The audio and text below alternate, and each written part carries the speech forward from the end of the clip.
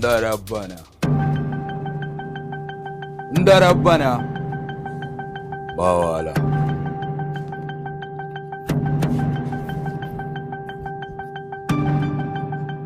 Daga yau ina son ka ajiye min dukkanin kayana kuma ka dawo min da kuɗina da lissafin kayana gaba ɗaya da yake hannunka. Ka sani ina da irin ka sun mutum 100 wanda zuciyarku da lissafin da yake kaina nake ganin za ku iya, ba wai na ware ka kai kaɗai ne za ka iya ba, wanda zan iya tsinto su min amfani da inda nake so. Amma in har ba za ka ji abin da nake gaya maka ba, to na tabbata lissafin ba zai zama ni da kai ya zama iri ɗaya ba.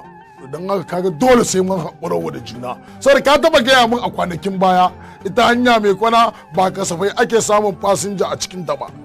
To ya ga ka tsaya akan kwanar salon ka hada accident wani ya mutu, wallahi duk wanda ya mutu ba ni na kashe shi ba, kai ne ka kashe shi.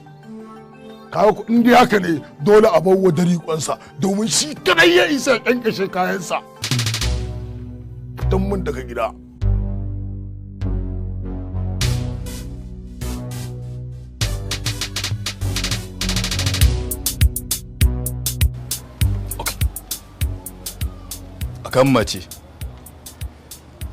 akan mace na yi magana ta kalle ni ta rama, bago zai mata hukunci ta mare shi, na mare ta.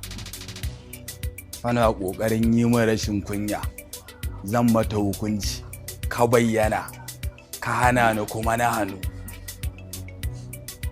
Amma shi ne kake cewa in dawo ma da kayanka kuma in fitan ma da gida, to zan dawo ma da kayanka.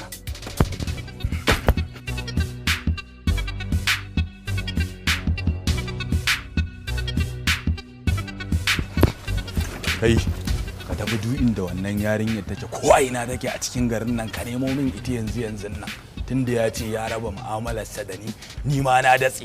Tunda akan tiye min haka sai na kashe ta in ga me zai faru. Na rantsi da Assamadu sai na nemo ko ina ta kaje ke wannan aikin. Tunda shi ya ce zai iya kyankyasa ya kyankyashe.